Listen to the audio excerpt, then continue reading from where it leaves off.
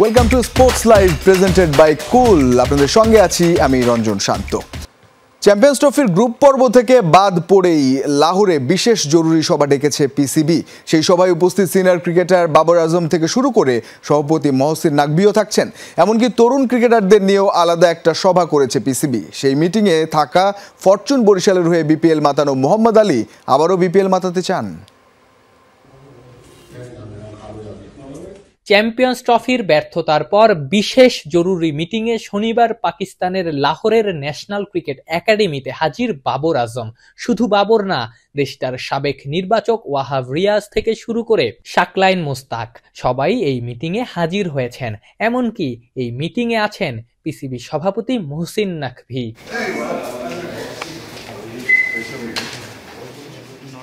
তরুণ ক্রিকেটারদের নিয়েও একটা মিটিং করছে পিসিবি। হায়দার আলী, খাজা নাফে কিংবা মোহাম্মদ আলীর মতো কদিন আগে বিপিএল মাতানো ক্রিকেটাররাও এই মিটিংয়ে হাজির হয়েছেন। ফরচুন বরিশালের আলী তো বিপিএল এর প্রথম কোয়ালিফায়ারে 5 উইকেট নিয়েছিলেন। কথা প্রসঙ্গে বারবার উঠে এসেছে বাংলাদেশের কথা। আবারও বিপিএল মাতাতে বাংলাদেশে যেতে চান এই fast bowler. Hello everyone, I hope that you guys are doing well in Bangladesh. Well, thank you very much for supporting our team Barishal Partners throughout the whole BPL tournament. I hope that I will get another opportunity from Barishal to play in the next year. So see you guys in the next year. Thank you.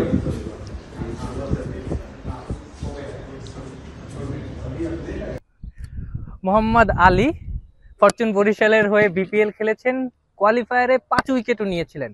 আরও একবার তিনি বাংলাদেশে যেতে চান, বিপিএলটা খেলতে চান। আমি যেখানে দাঁড়িয়ে আছি এটা পাকিস্তানের এনসিএ অর্থাৎ ক্রিকেট একাডেমি। এখানটাতেই বাবর আজমরা আসেন, অনুশীলন করেন, রেস্ট করেন, থাকেন। এটা অনেকটাই বাংলাদেশের ওই মিরপুর ক্রিকেট একাডেমির মতো।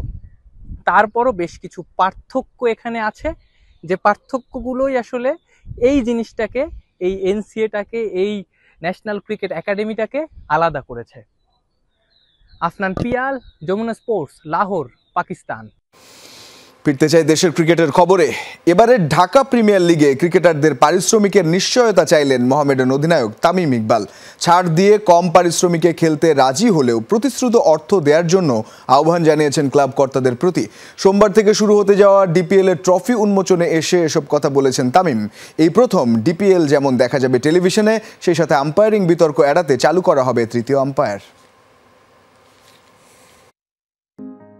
লিগে যা হয়নি সেটাই হলো ঢাকা প্রিমিয়ার লিগে। সব দলের অধিনায়কদের সঙ্গে নিয়ে উন্মোচন করা হলো এবারের আসরের ট্রফি, যেখানে মোসাদ্দেক সৈকত, সাব্বির রহমানের পাশাপাশি মূল আকর্ষণে ছিলেন তামিম ইকবাল। জাতীয় দলের ব্যস্ততায় না থাকায় সরাসরি উপস্থিত ছিলেন মিরপুরের ট্রফি উন্মোচনে। এ সময় অংশ নেওয়া 12 দলের ক্যাপ্টেনরা ছবি তুলেছেন ট্রফির সঙ্গে।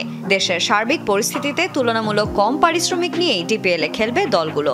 প্রত্যাশা ভালো একটি টুর্নামেন্টের, তবে প্রতিশ্রুতি অনুযায়ী ক্লাব কর্তাদের এগিয়ে আসার আহ্বান জানালেন মোহামেডানের অধিনায়ক তামিম ইকবাল। প্লেয়ার্স পেমেন্টটা যেরকম মেক শিওর করে সব ক্লাব, যে প্রত্যেকটা প্লেয়ার যেরকম পেমেন্ট পাচ্ছে, so that is the most important thing for me. Obviously ক্রিকেটটা ভালো হোক, ক্রিকেট আম্পায়ারিং নিয়ে যেটা কমপ্লেন থাকে এই জিনিসগুলো যেরকম বোর্ড টেক কেয়ার করুক, এন্ড দেন ভালোভাবে আমরা টুর্নামেন্টটা শেষ করি। বেশ কিছু প্লেয়ারদের দলে ধরে রাখতে না পারলেও যারা খেলবেন তাদের প্রতি পূর্ণ আস্থা রাখছেন আবাহনীর ক্যাপ্টেন মোসাদ্দেক সৈকত। সেই কারণে আমরা অনেকজন প্লেয়ারকে ধরে রাখতে পারিনি এই বছর, বাট আমার কাছে মনে হয় যে আমাদের টিমে এক্সাইটিং কিছু প্লেয়ার আছে যাদের নিয়ে আমরা সামনের দিকে যেতে পারবো এবং ভালো একটা রেজাল্ট করতে পারবো। একটা অ্যামাউন্ট থেকে অনেক স্যাক্রিফাইস করা হয়েছে, ওই অ্যামাউন্টটা যেন সবাই মেক শিওর করে এবং সেই অ্যামাউন্টটা যেন প্লেয়াররা পায়। এবারের আসরে মিরপুর ছাড়াও থাকছে আরও 2টি ভেন্যু। বিকেএসপির 3 ও 4 নম্বর মাঠে অনুষ্ঠিত হবে ম্যাচগুলো। রিজার্ভ ভেন্যু হিসেবে থাকছে পুবেরগাঁও সহ 2 মাঠ। প্রতি আসরেই ডিপিএল এর ম্যাচ না দেখতে পারায় আক্ষেপ থাকে দর্শকদের, তবে এবার সমর্থকরা ইচ্ছে হলেই দেখতে পারবেন সবকটি ম্যাচ। সরাসরি টেলিভিশনে সম্প্রচারিত হবে মিরপুরের ম্যাচগুলো। এছাড়া টুর্নামেন্টে আম্পায়ারিং এর স্বচ্ছতা বাড়াতে তৃতীয় আম্পায়ার চালুর সিদ্ধান্ত নিয়েছে সিসিডিএম। আবারও বললাম, my top priority will be players getting paid fully. আগামী 3 মার্চ থেকে শুরু হচ্ছে এবারের Dhaka premier league. সাঞ্জনা ivy, Jamuna sports. 10 March থেকে শুরু হতে যাওয়া এশিয়ান লেজেন্ডস লিগে খেলবেন সাকিব আল হাসান। তবে বাংলাদেশ টাইগার্সে নয়, সাকিব খেলবেন এশিয়ান স্টার্স দলের হয়ে। 10 মার্চ শুরু হবে এশিয়ান লেজেন্ডস লিগ। 6 দলের এই আসরে অংশ নেবে Bangladesh Tigers, Indian Royals, Afghanistan Pathans, Sri Lankan Lions এবং এশিয়ান স্টার্স। বাংলাদেশ টাইগার্স দলের নেতৃত্বে থাকবেন মোহাম্মদ আশরাফুল, যে দলে আছেন তামিম ইকবাল, নাদিফ চৌধুরী, ধীমান ঘোষের মতো ক্রিকেটার। তবে সাকিব খেলবেন ভিন্ন দলের হয়ে। প্রথমে শোনা গিয়েছিল বাংলাদেশ টাইগার্সের হয়ে খেলবেন সাকিব, তবে শেষ পর্যন্ত এশিয়ান স্টার্সের হয়ে মাঠে নামবেন সাকিব, যে দলে আছে দিলশান মুনাফিরা, কেদার যাদব, সৌরভ তিওয়ারি, হামিদ হাসান, সেকুগে প্রসন্ন ও শিহান জয়সুরিয়ার মতো অভিজ্ঞ ক্রিকেটাররা।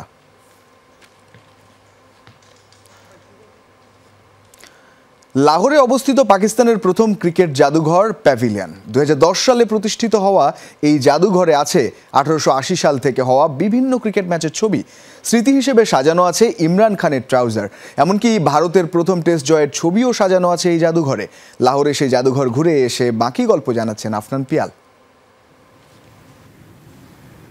ক্রিকেট খেলাই ইমরান খানের কাজ। ক্রিকেটই তাকে এনে দিয়েছে নাম, যশ, ভালোবাসা। পাকিস্তানের প্রথম ক্রিকেট মিউজিয়ামে দেশটার প্রথম বিশ্বকাপ জয়ী অধিনায়কের সাবেক প্রধানমন্ত্রী থাকবেন, সেটাই স্বাভাবিক। তবে আরও একজন প্রধানমন্ত্রীর ক্রিকেট খেলার স্মৃতি সাজানো আছে সেই মিউজিয়ামে, নেওয়াজ শরীফ। কেননা যে মাঠে এই মিউজিয়াম, সেই লাহোর জিমখানা ক্রিকেট গ্রাউন্ডে ওয়েস্ট ইন্ডিজ আর ইংল্যান্ডের বিপক্ষে প্রীতি ম্যাচ খেলেছিলেন সাবেক এই পাকিস্তানি প্রধানমন্ত্রী। নিঃসন্দেহে পাকিস্তান ক্রিকেটের সবচেয়ে বড় অর্জন 1992 বিশ্বকাপ। সেই বিশ্বকাপ জিতিয়েছিলেন ইমরান খান। ইমরান খান যে ট্রাউজার পরে খেলতেন, সেই ট্রাউজার রাখা আছে এই মিউজিয়ামে, সেটাও তার অটোগ্রাফ সম্বলিত। 2003 থেকে পাকিস্তানের ঐতিহাসিক ক্রিকেটীয় স্মারক খুঁজতে থাকেন নাজাম লাতিফ। 2010 থেকে শুরু করেন প্যাভিলিয়ন নামের এই ক্রিকেট মিউজিয়ামের যাত্রা। ক্রিকেট ঐতিহ্য আর ইতিহাস নিয়ে যাদের আগ্রহ, বিশেষ করে ভারতীয় উপমহাদেশের ক্রিকেট নিয়ে, এই মিউজিয়ামে অবশ্যই তাদের যাওয়া উচিত। সাবেক ক্রিকেটার জাহাঙ্গীর খানের শতবর্ষী পুরনো টিম ইন্ডিয়ার ব্লেজার ক্যাপ আছে। ছেলে মাজিদ খান আর নাতি বাজিদ খানের বিভিন্ন স্মারকও সংরক্ষিত আছে এই মিউজিয়ামে। দেশটার গ্রেটেস্ট এভার ব্যাটার হানিফ মোহাম্মদের বিভিন্ন স্মৃতিও সাজানো আছে প্যাভিলিয়নে।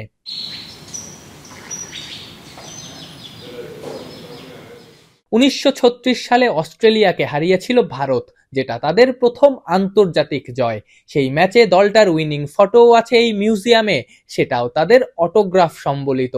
পাকিস্তানের সাবেক ওপেনার নাজার মোহাম্মদের সঙ্গে দেশটার সাবেক প্রধানমন্ত্রী মোহাম্মদ আলী জিন্নার ছবিও আছে। ধারণা করা হয় কোনো ক্রিকেটারের সাথে ওটাই কায়েদে আজমের একমাত্র ছবি। যে মাঠে এই মিউজিয়ামটা, সেই লাহোর জিমখানা ক্রিকেট গ্রাউন্ডে আগে টেস্ট ম্যাচ হতো। পাকিস্তান ইন্ডিয়া টেস্ট ম্যাচের স্কোর কার্ড এই মিউজিয়ামে রাখা আছে। পাশাপাশি শেষ ম্যাচ, এই ভেনিউতে শেষ যে ম্যাচটা হয়েছিল, test match Pakistan West Indies, সেই টেস্টের স্কোর কার্ডও এখানে রাখা আছে। এই মাঠেই খেলেছিলেন স্যার গ্যারি সোভার্স।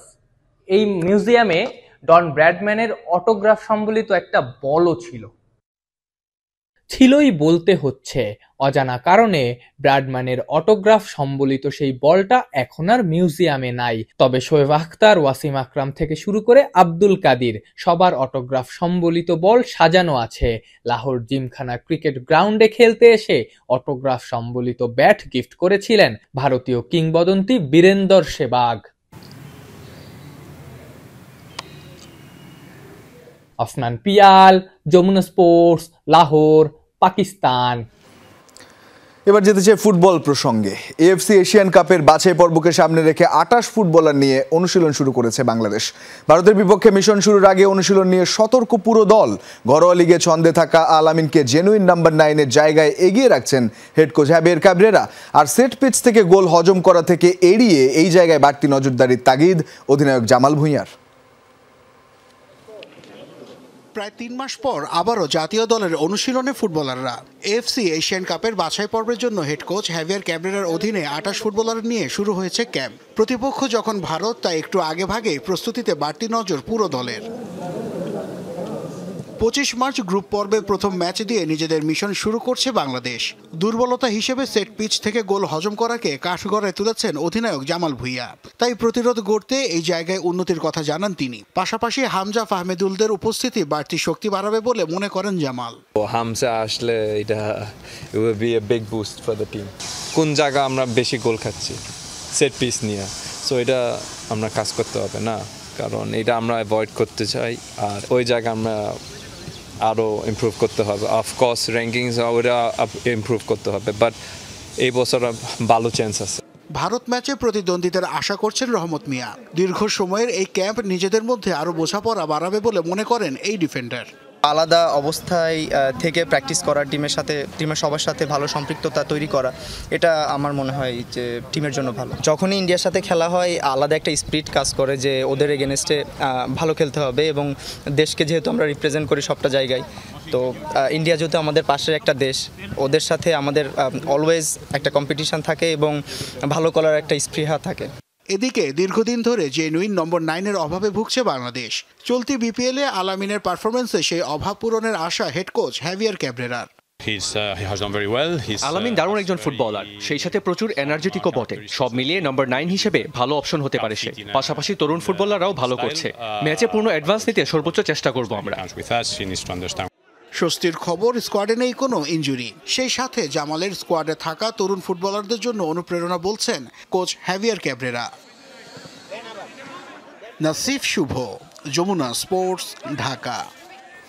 সময় হলো একটা স্ট্র্যাটেজিক টাইম আউটের, সো স্টে কানেক্টেড।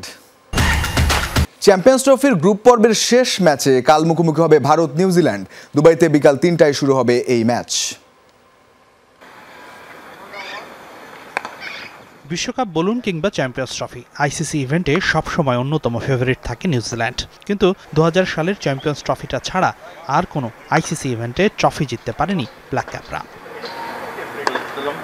তবে দেশটির জাতীয় খেলার রাগবিতে বেশ সফল নিউজিল্যান্ড। দ্বিতীয় সর্বোচ্চ 3 বারের বিশ্ব চ্যাম্পিয়ন কিউইরা। ভারতের বিপক্ষে ম্যাচের আগে সবশেষ অনুশীলন সেশনে রাগবি খেলেই ওয়ার্ম আপ করেছে স্যান্টনার উইলিয়ামসনরা। হয়তো রাগবির সেই ভাগ্যটাই ক্রিকেটেও নিয়ে আসতে চায় নিউজিল্যান্ড। দুবাইয়ের কন্ডিশনে ভারত ফেভারিট হলেও ব্ল্যাক ক্যাপ দল খুবই ভারসাম্যপূর্ণ। দারুণ ফর্মে আছে দলটি। পাকিস্তান ও বাংলাদেশের বিপক্ষে খুব সহজেই জয় পেয়েছে তারা। চ্যাম্পিয়ন্স ট্রফির আগে ত্রিদেশীয় সিরিজের ট্রফিও জিতেছে নিউজিল্যান্ড। ব্যাট হাতে দারুণ ছন্দে আছেন Will Young, Ken Williamson, Rachin Ravindra, Daryl Mitchell, Tom ল্যাথামরা। পেস ও স্পিন ডিপার্টমেন্টও আছেন ভালো ছন্দে। তবে ভারত এই ম্যাচ তো বটেই টুর্নামেন্টের শিরোপা জয়ের অন্যতম ফেভারিট।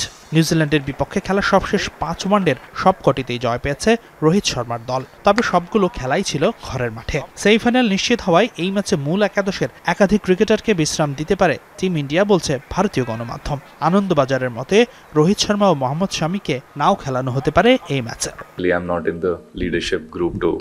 আমি ডিসিশন মেকিং টিমের অংশ নই, তবে এই ধরনের পরিস্থিতিতে যারা ম্যাচ খেলার সুযোগ পায়নি তাদের গেম টাইম দেওয়া যায়। তবে চ্যাম্পিয়ন্স ট্রফির মতো আসরে ম্যানেজমেন্ট সেটা চাইবে কিনা আমি জানি না। সেমিফাইনালের আগে মাত্র 1 দিনের ব্রেক আছে, সেটাও মাথায় রাখতে হবে। টুর্নামেন্টের হোস্ট পাকিস্তান হলেও দুবাইতে নিজেদের পছন্দের কন্ডিশনে খেলছে ভারত। একই ভেন্যুতে সবগুলো ম্যাচ হওয়ায় নিউজিল্যান্ডের বিপক্ষেও বাড়তি অ্যাডভান্টেজ পাবে রোহিত কোহলিরা। হাসিনুর রহমান, যমুনা স্পোর্টস। আগামী 1 দশকের মধ্যে আইসিসি টুর্নামেন্ট জেতার সম্ভাবনা আছে আফগানিস্তানের, বলছেন সাবেক প্রোটিয়া পেসার ডেল স্টেইন। তবে স্টেইন মনে করেন বড় সাফল্য পেতে আফগান ক্রিকেটারদের শিখতে হবে ধৈর্য। টি-20 মেজাজ থেকে বেরোতে হবে টেস্ট ও ওয়ানডে ফরম্যাটের খেলায়। দুজন তারকা নিয়ে কতদূর এগোবে এই দল? শুধু স্পিনারই ওদের সামর্থ্য। বড় দলের সঙ্গে মুখ থুবড়ে পড়বে। আফগানরা শুধু টি-20তেই ভালো, টেস্ট ওয়ানডে ওদের জন্য নয়। এসব তাচ্ছিল্য পেরিয়ে সময়ের সাথে এখন অনেক বেশি পরিণত আফগানিস্তান ক্রিকেট। 23 বিশ্বকাপে ইংল্যান্ড, পাকিস্তান ও শ্রীলঙ্কার বিপক্ষে দাপুটে জয়। 24 টি-20 বিশ্বকাপে নিউজিল্যান্ড, বাংলাদেশ আর মাইটি অস্ট্রেলিয়াকে উড়িয়ে দেয়া। 25 চ্যাম্পিয়ন্স ট্রফিতে আরও একবার ইংলিশ বধের গল্প লেখা। এসব তো শুধুই পরিসংখ্যানের পাতায় লিখে রাখা জয় নয়, গোলাবারুদ পেরিয়ে দেশের ক্রিকেটকে অনন্য উচ্চতায় নিয়ে যাওয়ার গল্প। আর তাই তো কিংবদন্তি প্রোটিয়া পেসার ডেল স্টেইন বলছেন 1 দশকের মধ্যে আইসিসির টুর্নামেন্ট জিততে পারে আফগানিস্তান।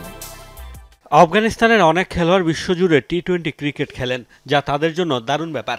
এটি তাদের আর্থিকভাবে লাভবান করে এবং শেখার জন্য ভালো। শুধু টেস্ট আর ওডিআইতে দলীয় ও ব্যক্তিগত পারফরমেন্সের ক্ষেত্রে আফগানিস্তান ক্রিকেটারদের ধৈর্য ধরা শিখতে হবে। একবার তারা যদি সেটি রপ্ত করে তাহলে নিশ্চিতভাবে আগামী দশকে তারা আইসিসির টুর্নামেন্ট জিততে পারবে। স্টেইনের মতে আফগানরা খুব দ্রুত কিছু ঘটাতে চায়, এই বলেই উইকেট নিতে হবে কিংবা প্রথম ওভারেই ছক্কা মারতে হবে। কখনো কখনো তারা এমন আচরণ করে ফেলে। সবকিছুই দ্রুত করতে চাওয়ার প্রবণতা থেকে বেরিয়ে আফগান ক্রিকেটারদের দক্ষতা অর্জনে মনোনিবেশ করার পরামর্শ স্টেইনের। আগের দিনে অনেক খেলোয়াড় তাদের দক্ষতা এবং ধৈর্য বাড়ানোর জন্য কাউন্টি ক্রিকেট বা প্রথম শ্রেণীর ক্রিকেট খেলতেন, কিন্তু এখনকার সময়ে মানুষ ধৈর্য ধরতে পারে না। আমরা ইনস্টাগ্রাম স্টোরিতে 2 সেকেন্ডের বেশি কিছু দেখি না। আমার মনে হয় আফগানিস্তান খেলোয়াড়রাও তাদের ক্রিকেটে এই আচরণটা বদলাতে পারে। বদলেছে আফগানিস্তান, প্রতিনিয়ত বদলাচ্ছে তাদের ক্রিকেট। নবী, রশিদ, মুজিব পেরিয়ে ক্রিকেট বিশ্ব এখন চেনে গুরবাজ, জাদরান, ওমরজাই, গুলবাদিন, ফারুকি, নূর আর সিদ্দিকুল্লাহ আটলদেরও। আফগানিস্তান তাই শুধু আর জায়ান্ট কিলার নয়, নিজেরাই হয়ে উঠেছে বিশ্ব ক্রিকেটের নতুন জায়ান্ট।